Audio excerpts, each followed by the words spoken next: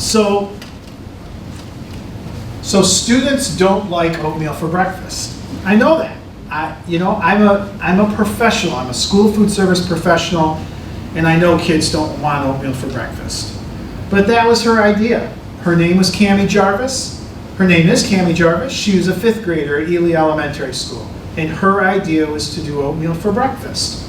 She had a teacher, Renee Tyndall, who encouraged her to really look into the idea, to go for a national program, from Fuel Up to Place 60, to see how she could do. And so she developed her idea and she sent it in. And they liked the idea of oatmeal for breakfast. And they liked it so much, she won a national contest. She won a $14,000 prize, which was a VIP ticket to Super Bowl 47. Her and her mother got airplane tickets down to New Orleans, hotel accommodations, a VIP weekend at the Super Bowl. Not only did she get tickets to the Super Bowl, but during the Super Bowl game with the Harbaugh brothers, she was on the field. And all of this before she served a bowl of oatmeal. So this was her idea. And so when she came back, I knew it wasn't going to be successful.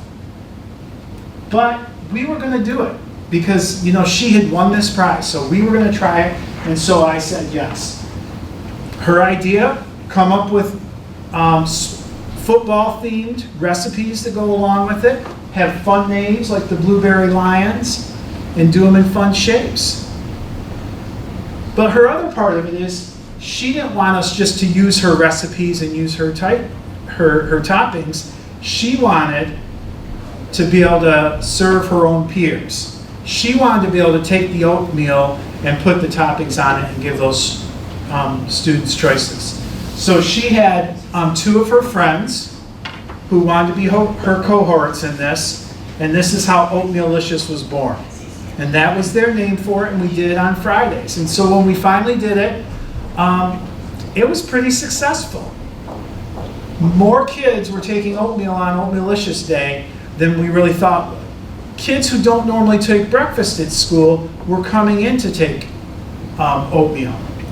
And so we had about a 75% increase in what we had for breakfast. And so it was really successful. And that was really exciting to me, and it was really eye-opening to me. And so we finished out the year doing it every Friday, it being successful. As time went on, Cammie and her friends moved to the middle school. And we decided we were going to try it at the middle school, and we had success with Oatmealicious. And then Mrs. Tyndall, she got a new team to help us continue to do the oatmeal program at Ealy Elementary School. And so here's a little bit of what that looked like.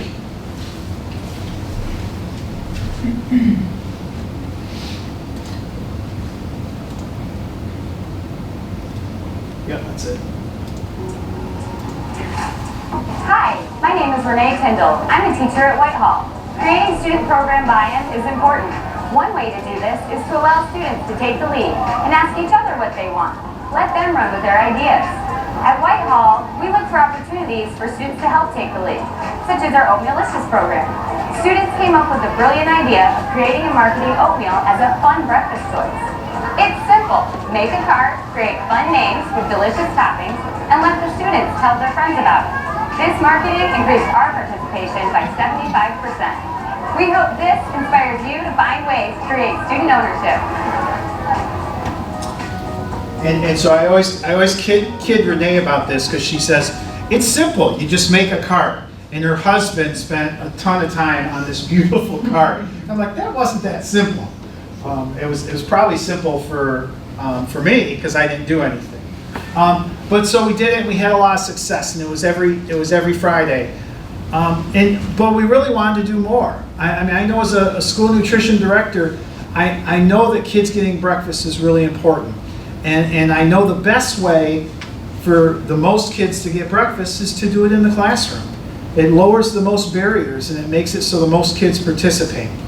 But the downside of that is for a food service program to execute that meal, it really tends to be kind of a high carb meal, and it becomes highly processed too.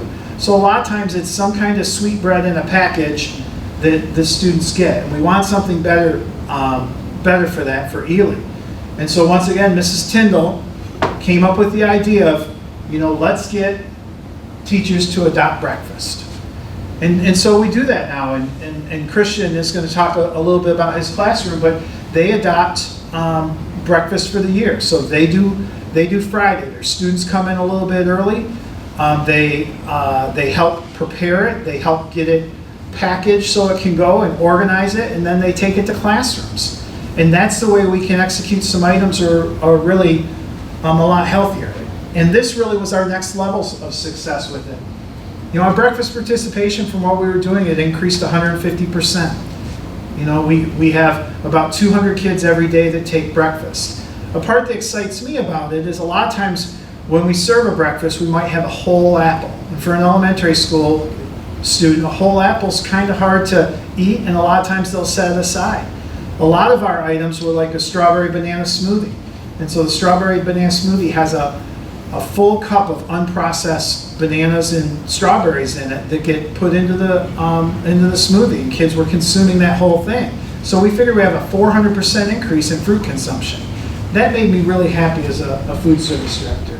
And then we just had a ton of stewardship hours where the kids are taking ownership of it, and those type of things. I want Christian's going to talk about how it affected his classroom and his students. Yes, so I'm Christian Subdon. I'm a 3rd and 4th grade teacher at Ealy, and like Dan said, it was my first year at Ealy, so I was trying to, find a way to connect with my kids. Like all of us teachers, we always talk about, building rapport with your students. You always want that connection with your students, so we all do the same things. We greet them at the door. We do the high fives, handshakes, all that. We, do the class building activities. We do the fun little things that they'll remember, and those are all important things, but I always think, like, what can I do that's different than that? Like, because they're going to get that the year before and then the year after. So this was one of those things that I got to see them outside of the classroom. We didn't talk school. We talked, we're making the stuff, and what'd you do last night? And I'm getting a little insight of what they did, or it's just a cool opportunity for me to get to talk to them. And again, it is a unique opportunity because I don't know of any other schools that are doing this to this extent. Another thing I really loved about it was the parents. I got comments all the time, like they love their child getting the chance to do this. Like it was so cool. Like I had siblings that were 3rd graders that they asked if they could come, so they came, and I had a 5th grader, they came also. So it was kind of cool just to see that whole that just kind of adapt. And then also, the most powerful thing that I had happen last year was during a conference, a student that they struggle in school and they don't like school, but they said they loved coming to Fridays because they got to do that. Like they got to do breakfast. Like that's a powerful thing in my opinion, because they don't like school. It's very evident, but they wanted to come to school. They would be like the first one in there, and they're like looking at me if I'm like 30 seconds late, they're like, where are you at? So that was really cool to see. The life skills that it brings for them is awesome. Time management. Beginning we were horrible. We were like running into the bell, and I'm trying to greet kids, and it's like last second, and the last like 7-8 times we did it, we're done like 20 minutes, and the kids and I are just sitting in class, kind of just hanging out and eating breakfast together. Teamwork, we had an assembly line, and we're moving and we're doing all these things together, and we got really, really good at it. The personal skills, like we try to talk to our kids about, sometimes you're not going to like the people you're working with, but here's how you handle it, or maybe they did something that you wouldn't do that way, but you're going to have to deal with it today. And they all had different jobs each day. They didn't always have the same job. Please and thank you. One thing that stuck with me too is one time they delivered the breakfast, and a teacher must not have said thank you because they told me about it, and they were upset. They're like, they didn't even say thank you. And I'm like, well, this is probably something that you should think about, because I'm sure there's times where you don't say thank you, or you don't say, will you please hand me that, or things like that. So that was just a good sidebar to be able to talk to the kids about. And here's some pictures of my kids doing it that they're delivering. It's hard to take them while we're actually doing it because I'm right involved with them. But kind of the last thing I want to leave you with for me is like a story of one of those kids that, like I said, they don't enjoy school, and they live right around the school so they could walk. So I was like, well, let's just give this a try. Just come in and just try this. And the first couple times they just kind of sat back and just kind of, they did what I asked them to do, but they weren't really into it. And then all of a sudden you could see them start to get into it. And then by the end I was telling him just like, I want you to tell these kids what job they have today. And you do that. And he knew it inside out. I could have not been there and I know it would have got done. So that was so cool for me to see, because he wasn't a kid that's, you know, every single day in the classroom like, I know the answer to that. But then here he flourishes. So that's just one reason that, all right, I know this kid's gonna wanna come to school, at least on Fridays. I mean, the other 4 days we'll work on sometime. But at least on Fridays, they wanted to come to school, which, I mean, is really, and it's part of the reason I do my job, is I want them to come to school. I want them to enjoy their time, so. And so really the walk away for the rest of this and what we talk about is this is a cool story. But what it also is students should have ownership of their environment. You know, students should have choices of what their breakfast is going to be. Students should have choices of what their lunches are. You know, the students who participate most in our program are the students who help prepare the meals. They're the ones who enjoy that. The things that I've experienced is when I want kids to eat healthy, if I can get them in the garden picking fruits and vegetables, they're going to eat those fruits and vegetables when I bring them into our program. And I think there's a lot of things in schools that we can do that. And then the other thing I want to take, and I've heard a lot of this, is there is not another program in Michigan that's doing this with kids. There's not another program I've heard of in the United States doing this with kids. And it wasn't my idea. I mean, the only thing I had was a willingness to say yes. And Christian, it wasn't his idea to do it. He had a willingness to say yes, and that's how we get to this cool things. And that would be the other piece that I would encourage, that just say yes. You know, and I say yes to pretty much anyone with enthusiasm. I mean, I really do. I'm just like, sure, let's do that.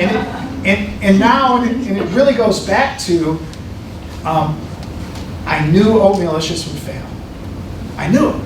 But then that wasn't the truth. And that's it.